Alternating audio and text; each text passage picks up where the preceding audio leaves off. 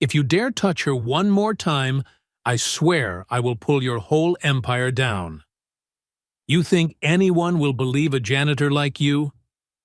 Those words cut through the jazz music, the fake laughter, and the popping champagne bubbles. The sentence made every mask in that room crack, little by little.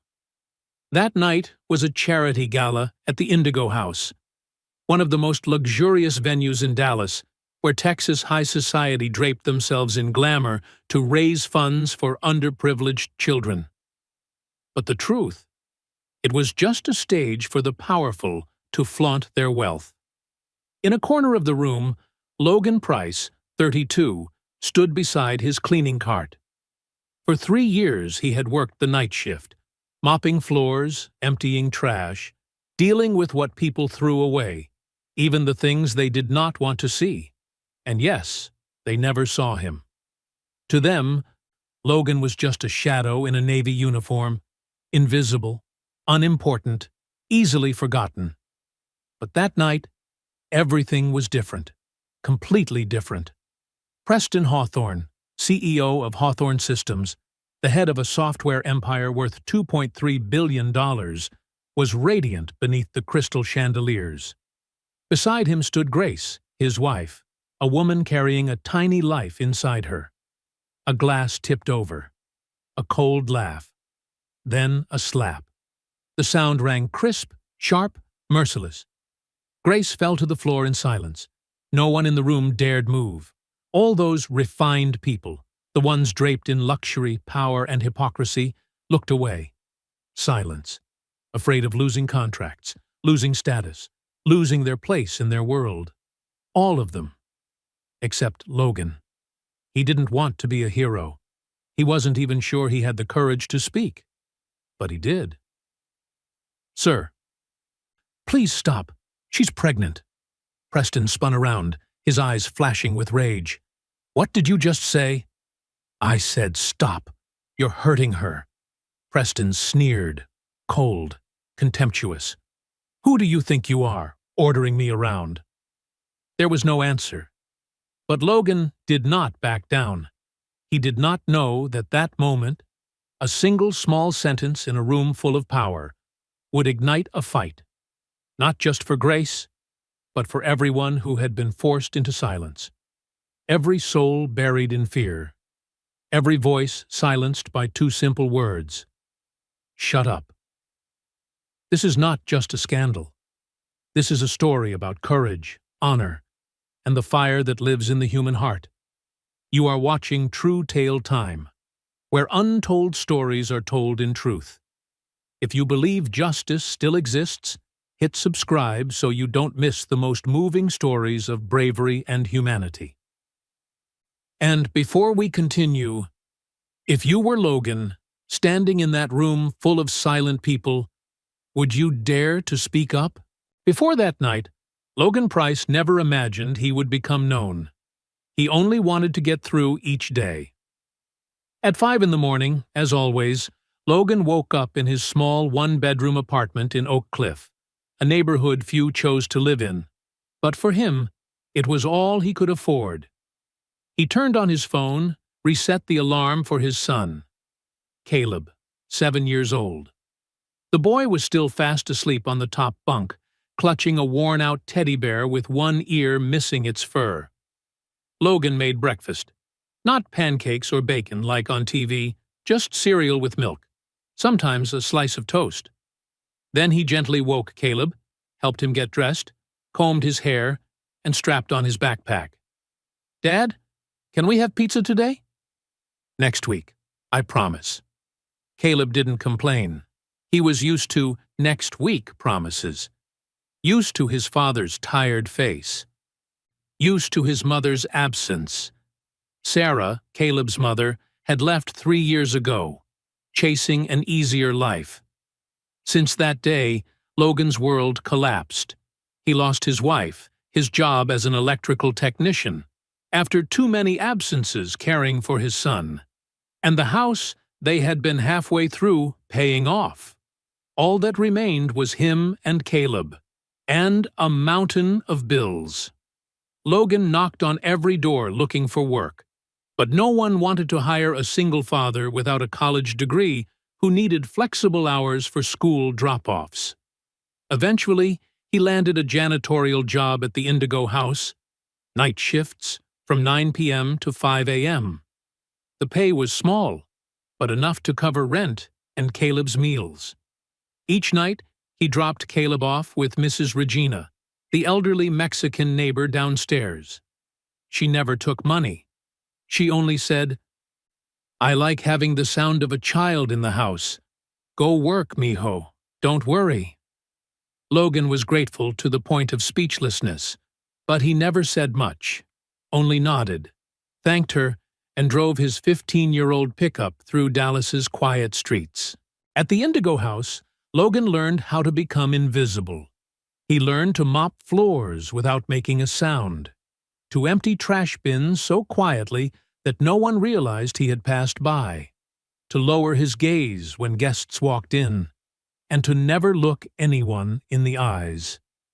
He had seen everything: drunken men shouting at waitstaff, women in designer dresses whispering gossip about colleagues, threats, inappropriate touches, hollow laughter. And Logan? He acted like he saw nothing, because he needed this job, because Caleb needed food, school, a home, because no one cared about a janitor's feelings.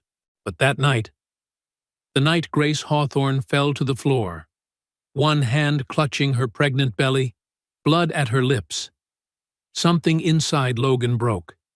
He thought of Sarah, of the months she carried Caleb, her belly huge, her steps heavy, but her eyes glowing with joy.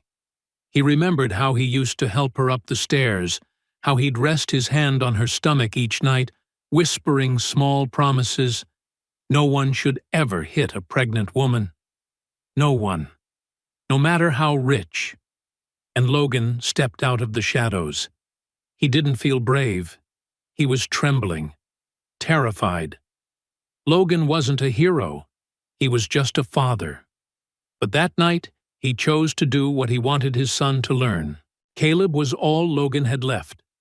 Each morning when he saw his son wake, he saw Sarah's eyes in those brown ones. Each time Caleb laughed, he heard her laughter echo through the small apartment. The boy knew his father worked hard. Once, at school, Caleb drew a picture: a man with a cleaning cart, and above it the crooked words, "Dad is my hero." Logan pinned that drawing to the fridge. Every night before leaving for work, he looked at it and reminded himself, "I have to keep going. For him." But that night, when he stepped into that room full of silence, Logan wasn't thinking about himself. He was thinking about Caleb. He asked himself, if my son saw me stay silent, what would he learn? Logan Price didn't want his son to learn silence. He wanted him to learn to stand up, even when it cost something.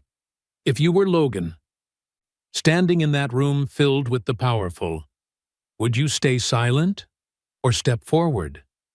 Because what happened next changed his life forever.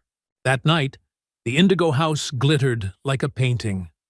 Crystal chandeliers scattered light across the grand hall, shimmering over tables draped in spotless white linen and vases of deep red roses.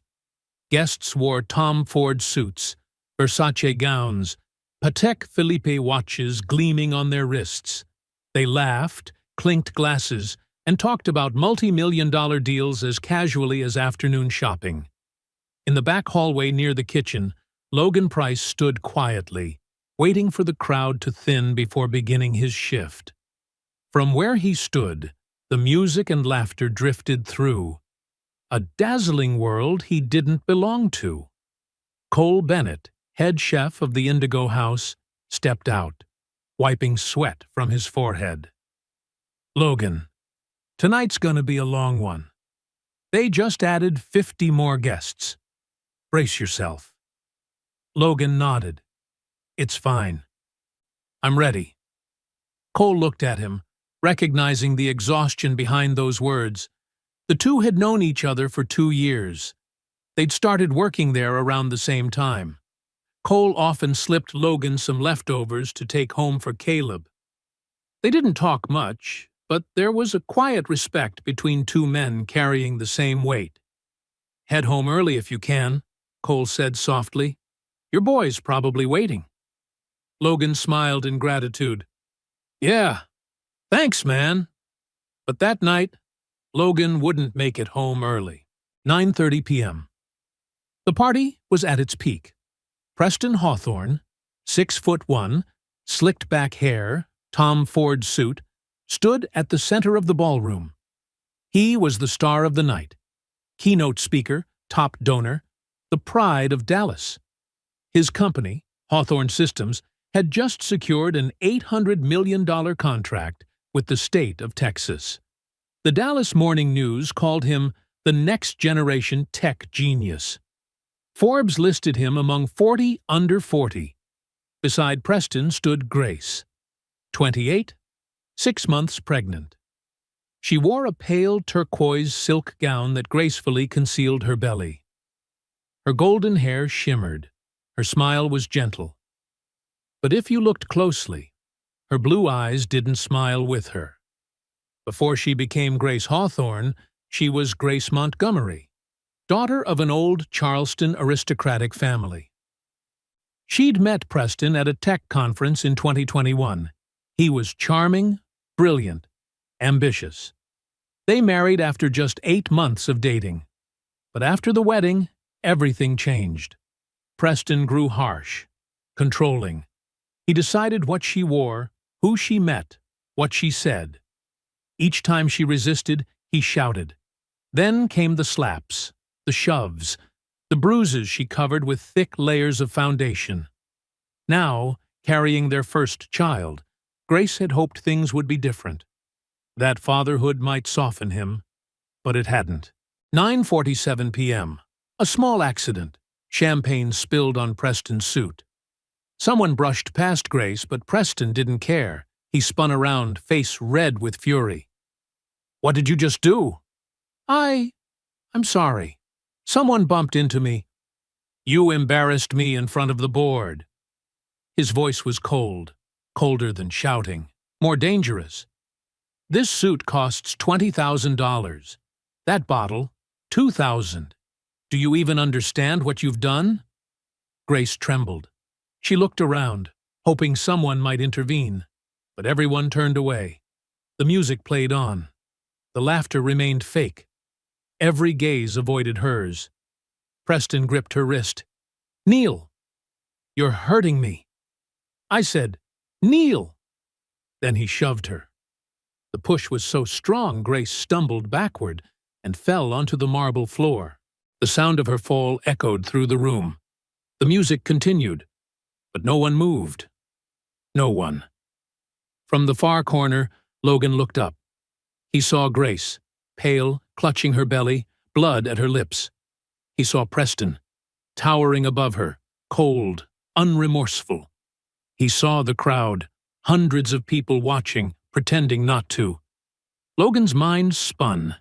He thought of Sarah, of Caleb, of the crooked drawing on the fridge. "Dad is my hero."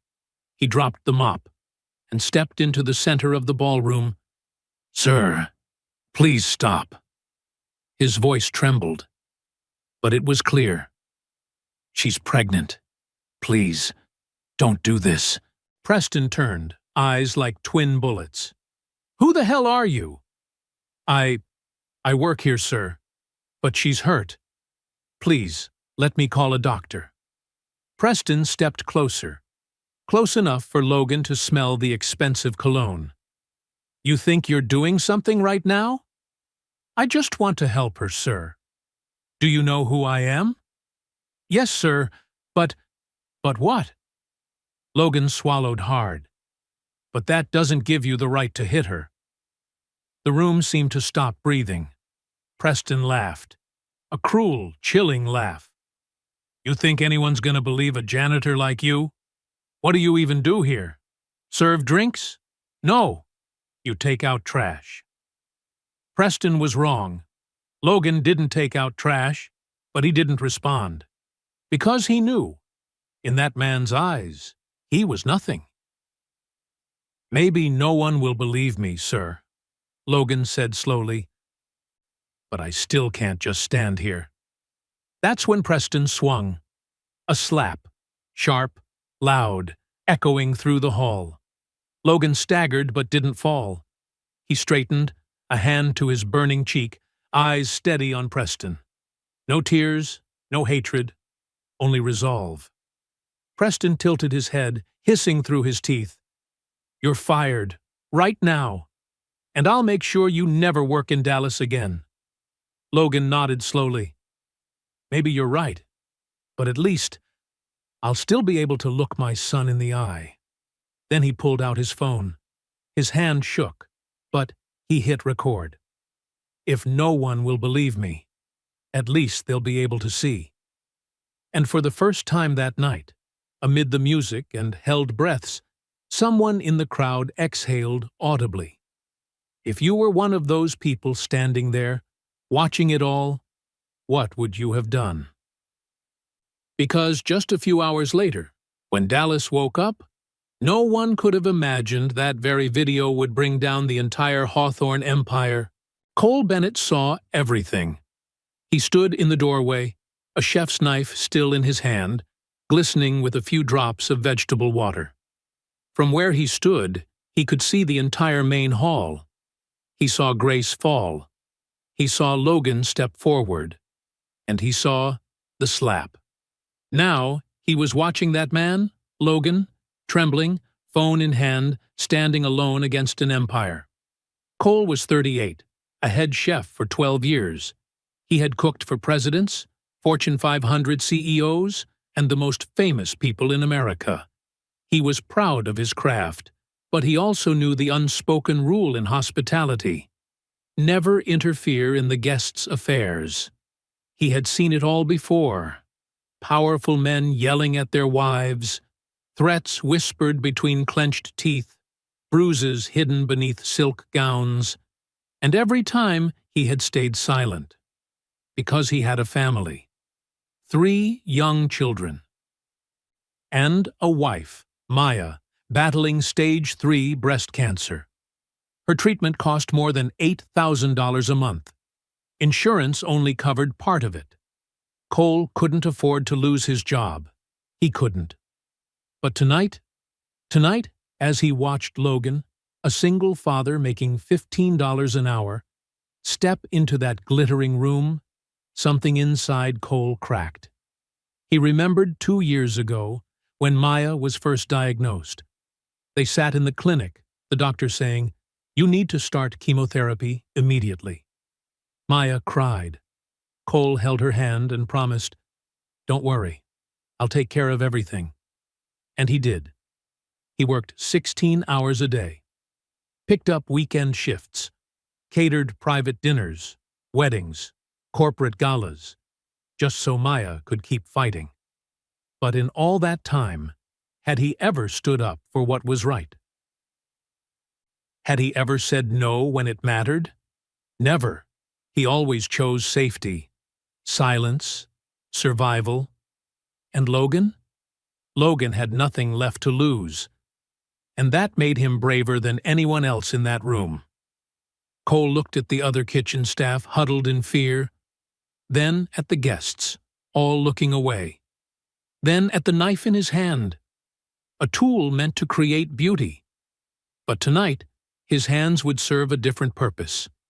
Cole set the knife down, untied his apron, and stepped out of the kitchen. Enough. Cole's voice wasn't loud, but it carried through the suffocating silence.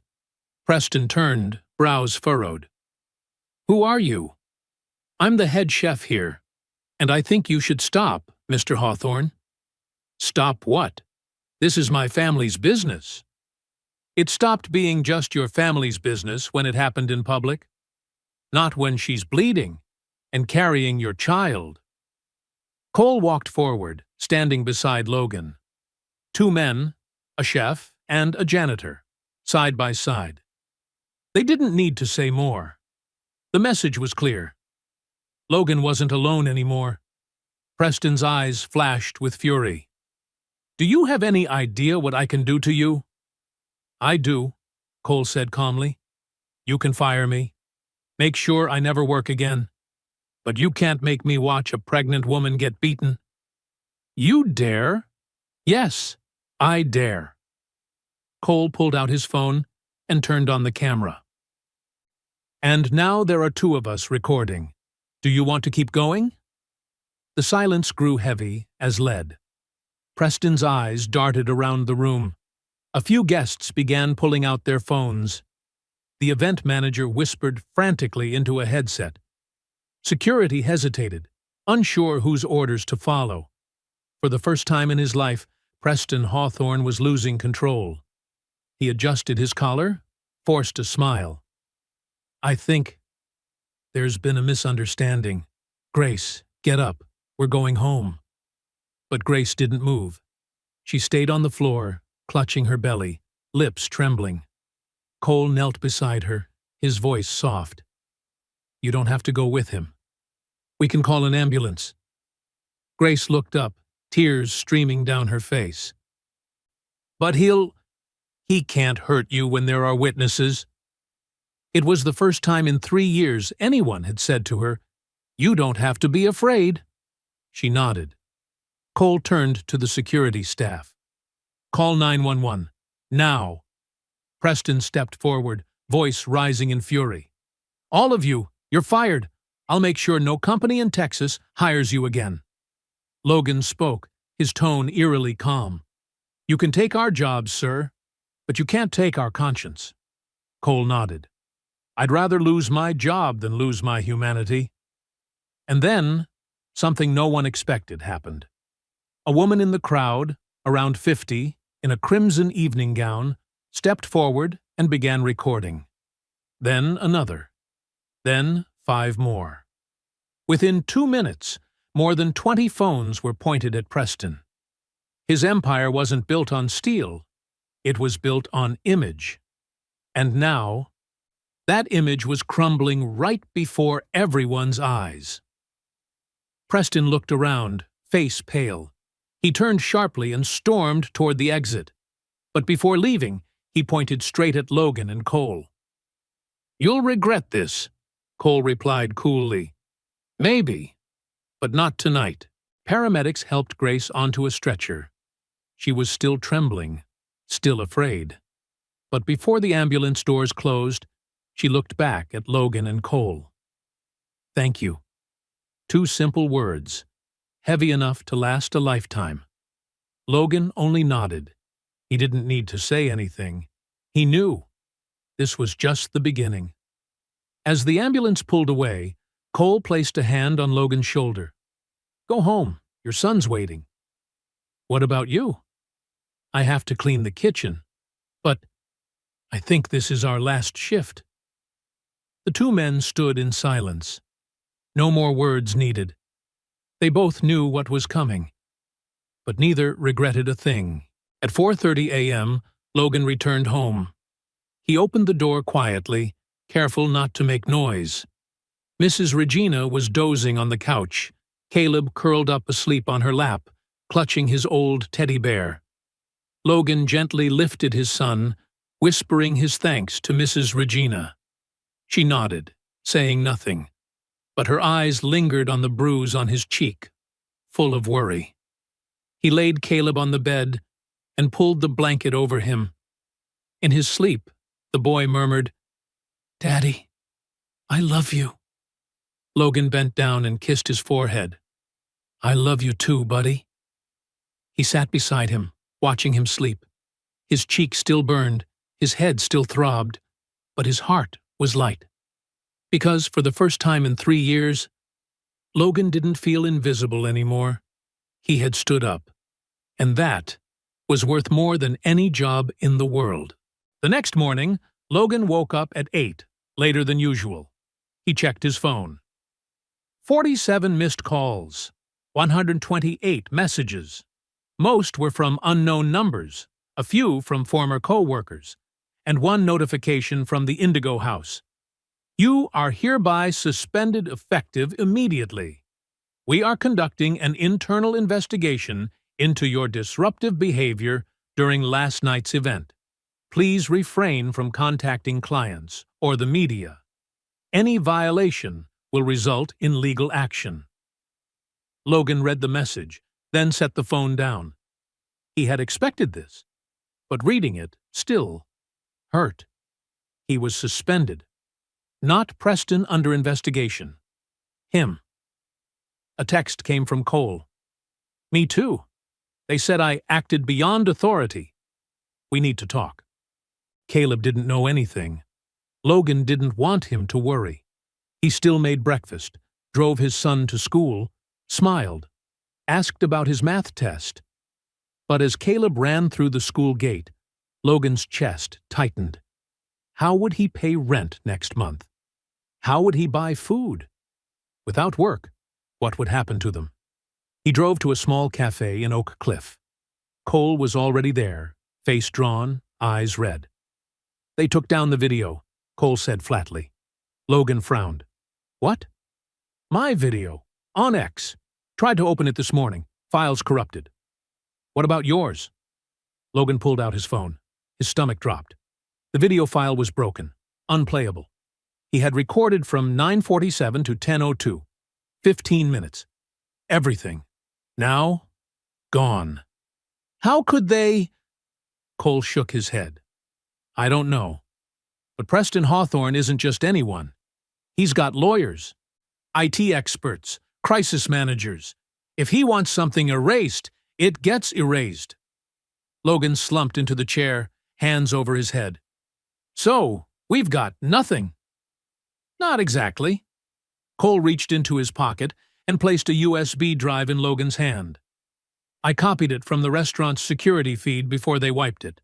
Not crystal clear, but you can see Preston push Grace, slap you, and the crowd just watching. Logan held the USB like it was a diamond. How did you? I know the head of tech. He sent it to me before the deletion order came down. But Logan, if we use this, we could get sued. They'll say we stole company property. And if we don't? Then Grace never gets justice, Preston walks free, and last night becomes just another misunderstanding. Logan stared out the window. Dallas outside kept turning. Luxury cars gliding by. People in suits walking into glass towers. The world of the powerful went on unchanged. And him? He wasn't even sure he could make rent. But he thought of Grace, of her terrified eyes, the way she held her stomach. We use it, he said quietly. Cole nodded. That's what I thought. Logan wasn't good with social media. He had one X account, just to look at pictures of his son. No Facebook, no Instagram, but he knew one thing. He needed a voice. He opened his old laptop, sat before the blurry camera of an 8-year-old machine. No script, no lighting, no filters. Just a tired man, a bruise still bright on his cheek, and a heart that had made up its mind. He hit record. My name is Logan Price. I'm 32 years old. I'm a single father to a 7-year-old boy named Caleb. Last night, I was working at the Indigo House in Dallas. I'm a janitor. My job is to clean floors, take out trash, and be invisible. At least, that's what people expect. He took a breath. But last night, I saw something I couldn't ignore. I saw a man, a billionaire CEO, shove his pregnant wife to the floor. I saw him slap her. I saw blood on her lip, and I saw hundreds of people watch, in silence. Logan paused, swallowing hard. I'm not a hero. I'm just a father. And I thought about my son. I thought, if one day he sees a woman being hurt, I want him to know what to do. I don't want him to learn silence. I want him to learn to stand up. So I did, and I got slapped, threatened, fired. The video I took was erased, but the truth can't be erased. He looked straight into the camera. Preston Hawthorne, CEO of Hawthorne Systems, hit his pregnant wife in front of hundreds of people, and no one stopped him. Until now. I don't have money. I don't have lawyers. But I have the truth. And I won't stay silent. He turned off the camera. His hands still trembled. But he pressed upload. Within an hour, the video hit 50,000 views. In 3 hours, 500,000. By evening, 2 million. The hashtags #TronJusticeForGrace and the Logan Price spread across Twitter. Local headlines followed. Janitor accuses billionaire CEO of abusing pregnant wife. Shocking footage, the only man who spoke up. Who is Logan Price? But with support came darkness. Threat messages. You ruined Mr. Hawthorne's reputation. You're dead. Emails from lawyers. You are committing defamation. We will sue you into bankruptcy. Phone calls. Strange, cold voices. Watch your kid. Logan shut off his phone, heart pounding. He looked toward the bedroom, where Caleb slept peacefully. What have I done? Cole texted. You've seen the news? They're coming after you. Yeah. They hired a PR firm. They're saying you did it for fame, for money. They're digging up your past, Sarah's car accident, your debts. They can't do that. They can, and they are. Logan, you need a lawyer. You know I can't afford one. Then we find someone who'll take this on. Someone not afraid of Preston Hawthorne. But in Dallas, where Preston had friends in nearly every major law firm, who would dare? Across town, a woman replayed Logan's video for the 5th time. Harper Quinn, 29, independent journalist. She had once written for the Dallas Observer, fired after an exposé on corruption. Since then, she'd gone freelance, funding her own investigations, chasing stories others wouldn't touch. And this story? This was the one she'd been waiting for. Harper picked up her phone and dialed the number Logan had left under the video. Hello, Logan Price. This is Harper Quinn. I'm a reporter. I believe you. And I want to help you tell this story the right way. Logan hesitated. How do I know I can trust you? You don't. But you don't have much choice either. Preston's using money to silence everyone. But you know who he can't silence? Who? Grace Hawthorne. Logan went still. She's at Roper St. Francis Hospital. Harper continued. They're trying to keep her quiet. But if we can reach her, if she's willing to speak, they'll never let her. Not unless we act fast, before they move her somewhere else. Logan looked toward the bedroom, where Caleb lay curled under his blanket. He thought about everything he'd lost, and about Grace, the woman he barely knew, but couldn't abandon. What do we do?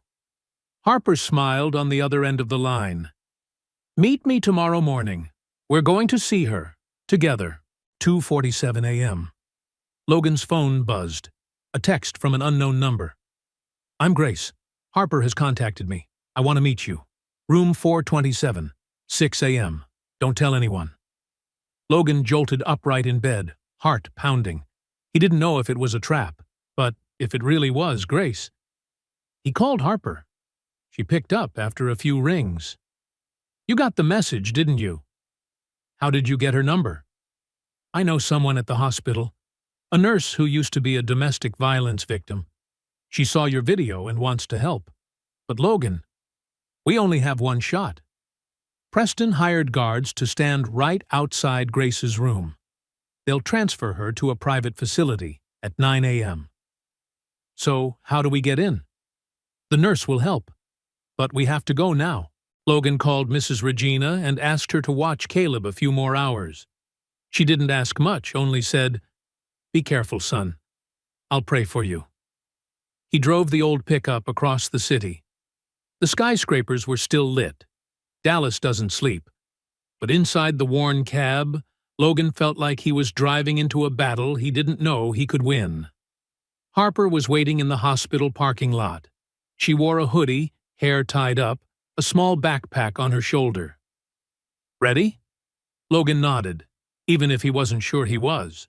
They went in through a side entrance. Linda, a nurse around 40, met them and guided them down a quiet corridor. She spoke softly. "Two guards are in the main lobby. They're allowing family only. But there's a separate passage from the maternity ward. I'll take you." Cold white hallways, the sting of disinfectant in the air.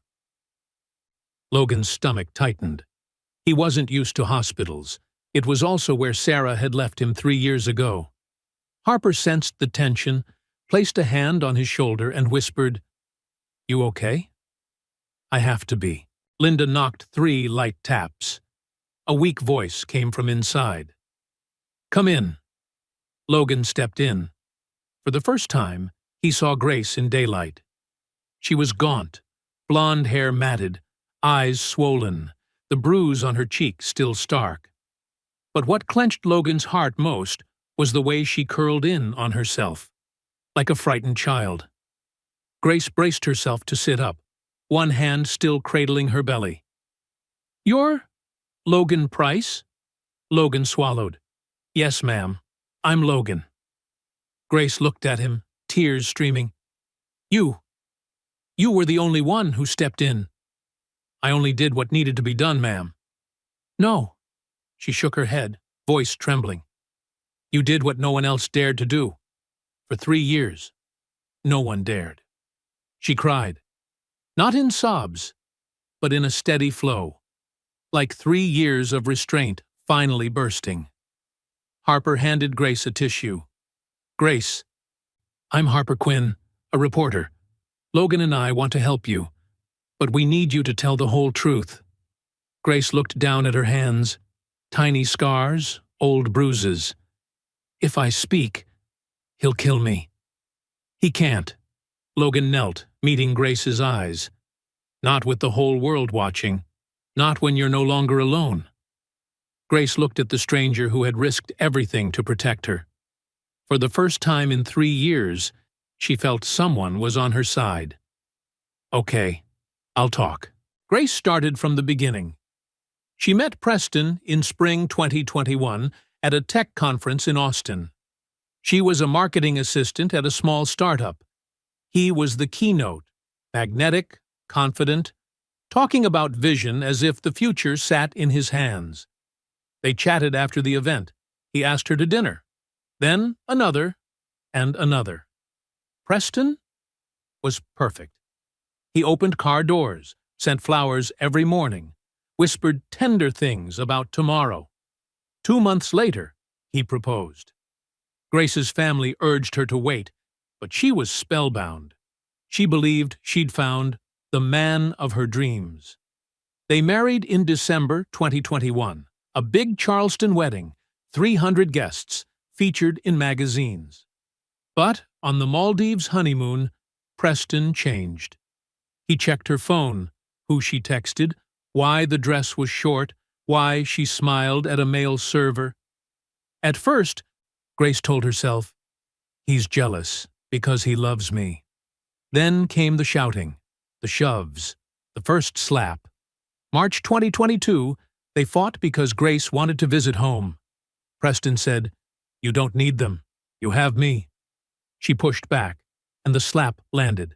Sharp, stinging, sudden. Afterward, he knelt, cried, apologized. "I didn't mean to. I love you too much. I'm afraid of losing you." Grace forgave him. She thought it was an accident, but it repeated. This time, there was no apology. Only, "You deserved it. You made me angry."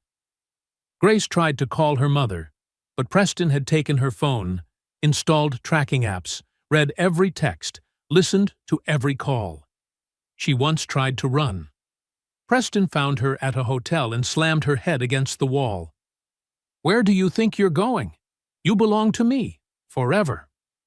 From then on, he isolated her. No friends, no job, no leaving the house without him.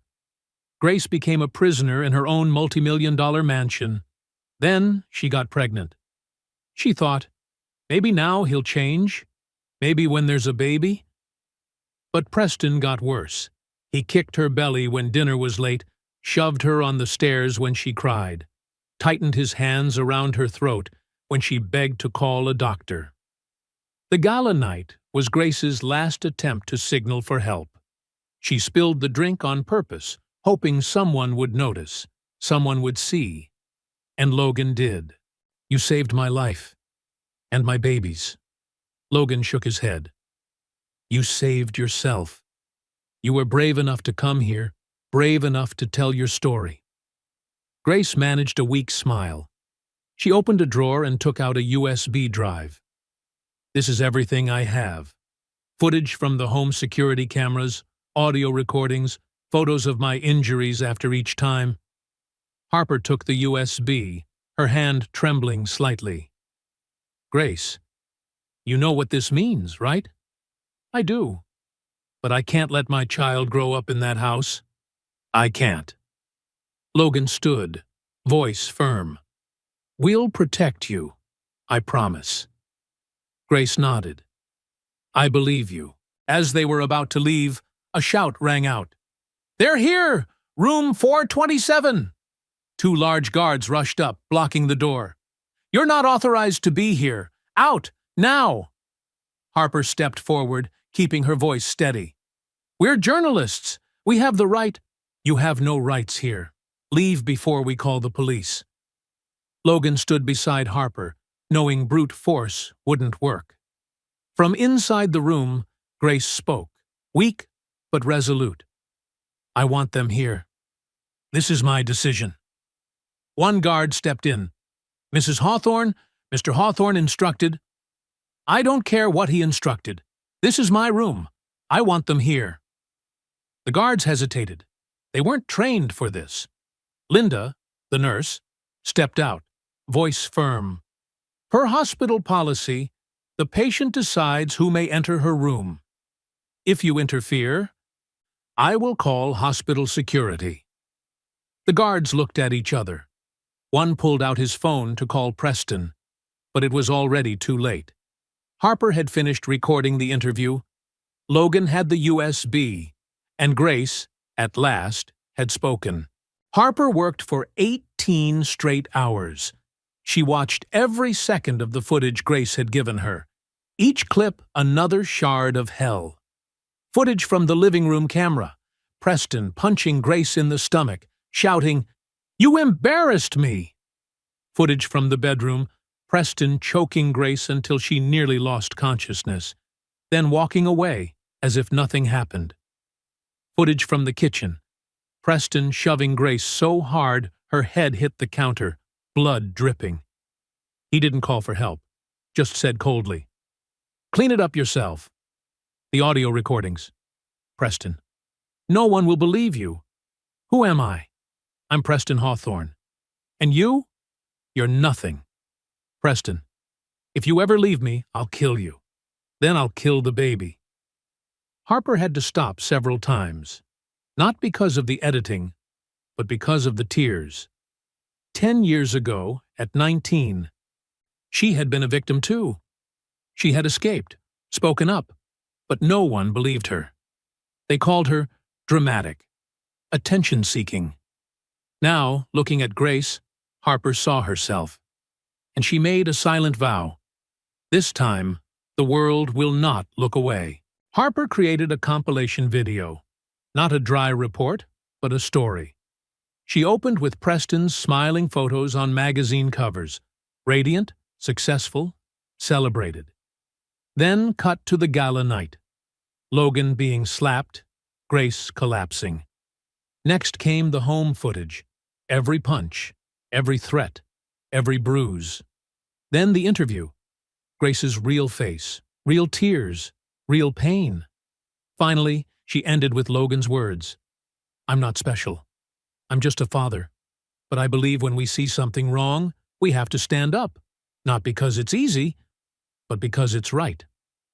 Harper uploaded the video to YouTube, Vimeo, and her personal site.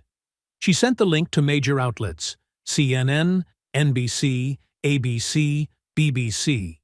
She typed the email, "This is the story you need to tell." Not because it's sensational, but because it matters. Then she hit send and waited. 7 a.m., 10,000 views. 9 a.m., $500,000. 11 a.m., 3 million. The hashtag Justice for Grace climbed to the top of global trends, not just in the US, but in the UK, Canada, Australia, even Vietnam and Japan. Celebrities began sharing it. Oprah. "This is what courage looks like." Michelle Obama. "No woman should suffer in silence." Reese Witherspoon. "Believe women. Protect women." But the backlash came too. Some defended Preston. "Don't judge too soon. We haven't heard his side." Some attacked Grace. "Why didn't she leave earlier? She stayed for the money." And some targeted Logan. "Just chasing fame off someone's misery." Harper replied to every cruel comment with facts. She refused to let trolls bury the truth. Meanwhile, Logan's phone wouldn't stop ringing. Lawyers from New York, California, even London called, offering to represent him for free.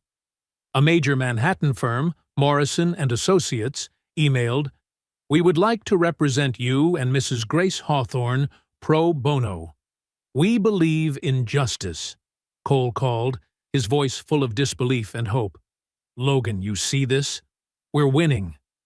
But Logan didn't feel like he was winning. He was exhausted. He sat on the floor while Caleb drew beside him. "Dad, why is everyone talking about you on TV?" Logan brushed his son's hair. "I did something, and people are talking about it." "You did a good thing, right?" Logan looked into those innocent eyes. "I hope so, buddy." Caleb smiled and held up his drawing, a man raising his hand, surrounded by light. "This is you, Dad. You're a superhero." Logan hugged his son. Tears fell. For the first time in days, he allowed himself to cry. Meanwhile, at Hawthorne Systems headquarters, everything was collapsing. The board held an emergency meeting. The stock dropped 23% in one day. Investors pulled out. The Texas state contract was suspended. Employees resigned publicly on LinkedIn. "I can't work for a company led by someone like this." Major clients canceled deals. Partners cut ties. Preston sat in his private 200-square-meter office overlooking Dallas, once his kingdom, now a hollow shell. The phone rang. His lawyer. "Preston, it's bad. The FBI just opened a domestic violence investigation. Dallas PD wants to question you, and Grace has filed for divorce with a restraining order." "Handle it, whatever it costs." "It's not about money anymore, Preston. That video can't be erased. The whole world's watching. You need to prepare to be arrested." Preston slammed the phone down. The glass screen shattered. For the first time in his life, he couldn't buy his way out. 2 days later, Dallas police arrived at Hawthorne Systems with an arrest warrant. "Preston Hawthorne, you are under arrest for assault, domestic violence, and making threats to life. You have the right to remain silent." Outside, reporters swarmed. Camera flashes erupted like gunfire. Preston stepped out in handcuffs, face pale. For the first time, the tech king of Dallas was treated like a criminal, and the entire world was watching it live. 3 months later, the trial began.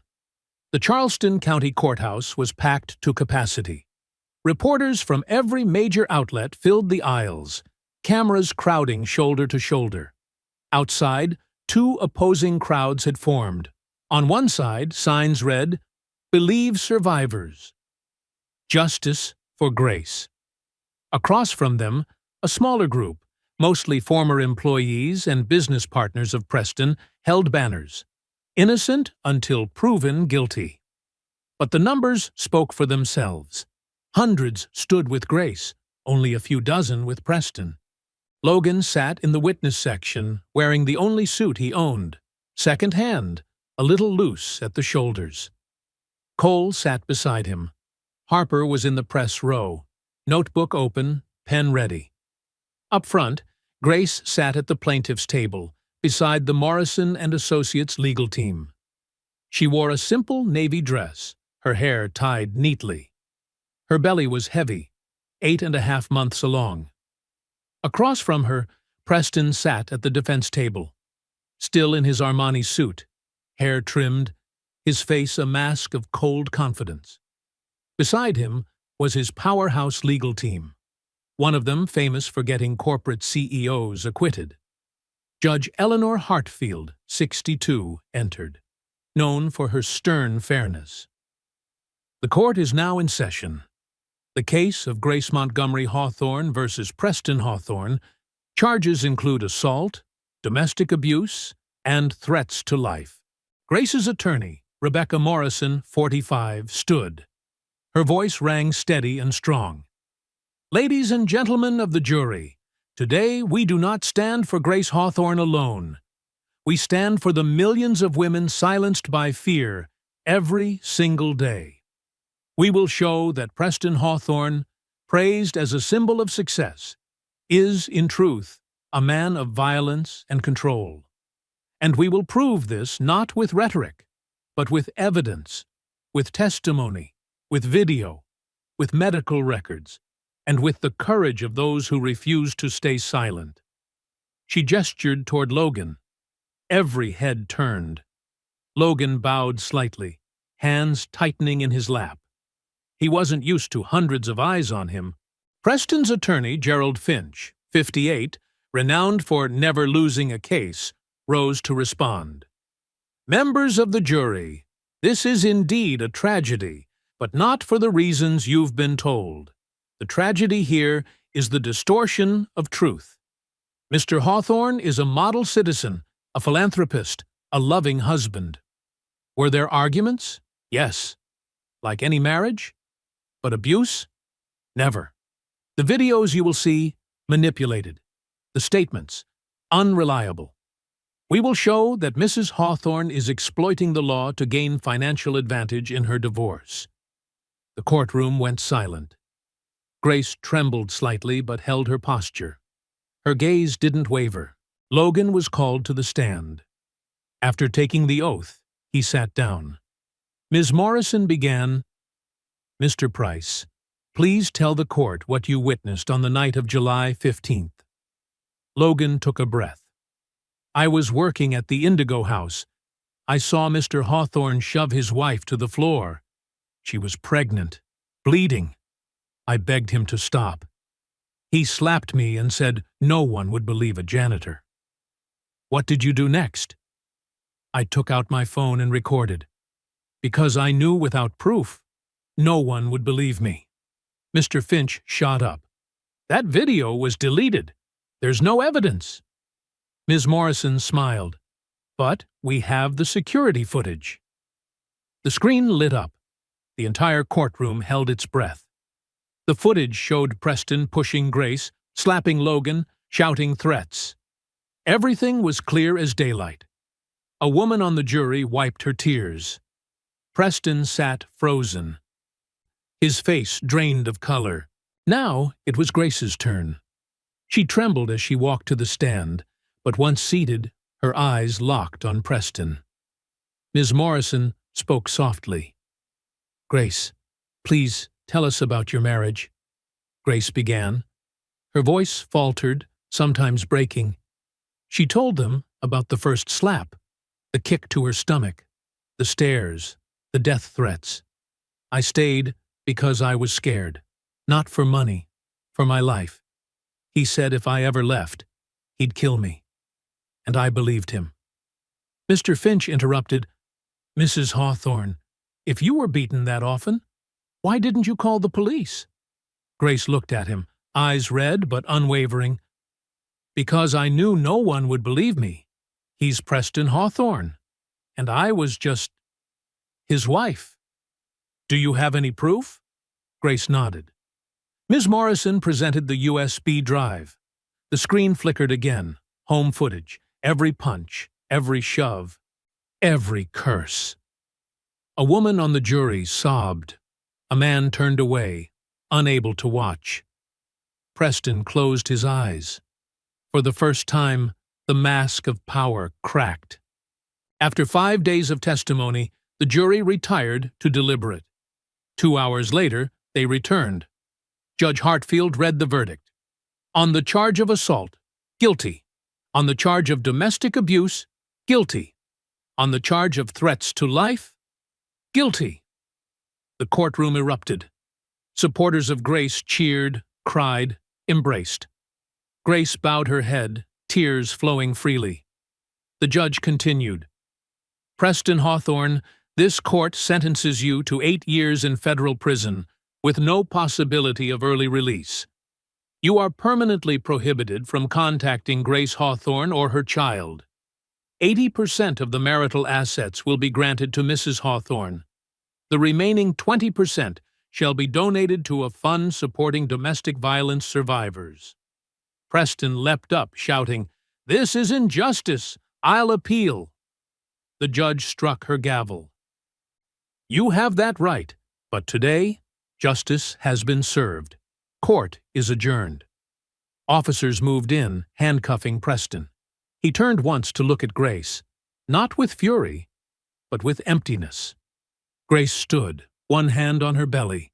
Tears fell, but fear was gone. For the first time in 3 years, she was free. Outside the courthouse, surrounded by reporters and cheering crowds, Grace walked toward Logan. She said nothing, only wrapped her arms around him. Thank you for giving me my life back. Logan held her, voice thick with emotion. You deserve that life. Cole stood nearby, smiling. Harper raised her camera, capturing the moment. From a distance, Caleb ran up, hugging his father's leg. Dad, did we win? Logan knelt, holding him close. No, son. We won. 1 year can change everything.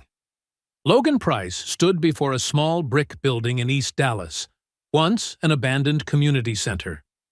Now, above its front doors, golden letters gleamed in the morning sun. The Lights Foundation. Sunlight poured through windows that had once been boarded up. Inside were neat rows of chairs, a small stage, and the smiling faces of volunteers. Today was the grand opening. After the trial, Grace received 80% of the assets, about $1.4 billion. She could have disappeared, lived quietly, and never looked back. But she didn't. She came to Logan and said, "We need to build something that matters. So no woman has to live through what I did." Cole joined, Harper joined, and slowly a team was born. They founded the Lights Foundation, a nonprofit for domestic violence survivors. Not just a shelter, but a new beginning. Free legal aid, psychological counseling, job training programs, safe temporary housing, childcare services, and most importantly, a place where survivors could reclaim their voices. At the opening, over 300 people gathered. Activists, survivors, reporters, and local officials. On stage, Grace held 3-month-old Emma Grace Price Hawthorne, her blue eyes wide and curious as she gazed at the crowd. Grace took the microphone, her voice trembling yet strong. "A year ago, I didn't think I'd still be alive. I thought it was the end, but a man, a stranger, stood up for me. Not because he had something to gain, but because it was right." She looked down toward the front row, where Logan sat, smiling softly. Logan Price taught me that courage isn't the absence of fear. Courage is doing what's right, even when you're afraid. Today, we open this center to honor that courage, so every woman and every child will know you are not alone. Applause thundered through the hall. Logan stood, lifting 8-year-old Caleb onto his shoulders. The boy waved toward Grace and baby Emma. Nearby, Harper raised her camera, capturing every moment. Cole, now the foundation's director, stepped up to the podium. "We didn't just build a building," he said. "We built a community. A place where light will always triumph over darkness." Among the crowd, a young woman, maybe 22, approached Logan. Her voice shook, but her eyes were fierce. "Are you Logan Price?" "Yes, that's me. What is it?" I saw your video, the one where you spoke about standing up. I was in an abusive relationship too. My boyfriend. But after watching that video, I called the police. I left him. And today, I'm free." She broke into tears. Logan said nothing. He simply hugged her. Sometimes, silence is the most powerful answer. A middle-aged man, around 50, walked up to Cole. "You're Chef Cole Bennett, right?" "Yes, sir. I'm a business owner from Houston. I watched the trial, and the way you stood up inspired me. My company wants to sponsor your foundation. $500,000 a year." Cole blinked, stunned.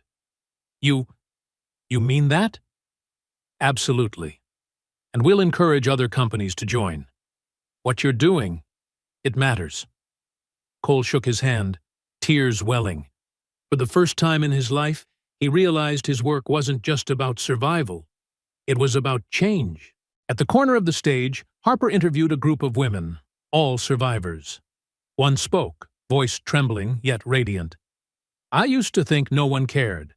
But seeing Logan, Grace, everyone here, I know now that I matter. My life means something." Harper kept filming. Every word, every tear. She knew this wasn't just a story. It was a legacy. That night, when everyone had gone home, Logan sat on the steps outside the center.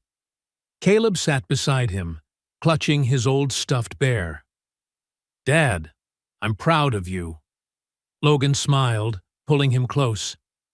"I'm proud of you too, Caleb. You're the reason I did all this." "Do you think Mom can see us?" Logan looked up at the Dallas sky, stars flickering above. "I think she's watching. And she's smiling." Caleb rested his head on his father's shoulder. "I love you, Dad." "I love you too, son." They sat there together, under the soft hum of the city, where light and sound blended into one quiet peace. 1 year ago, I was just a single father working night shifts, mopping floors. I was invisible. I didn't matter. But on one fateful night, I chose to see. I chose to speak up. I chose to stand. And that changed everything.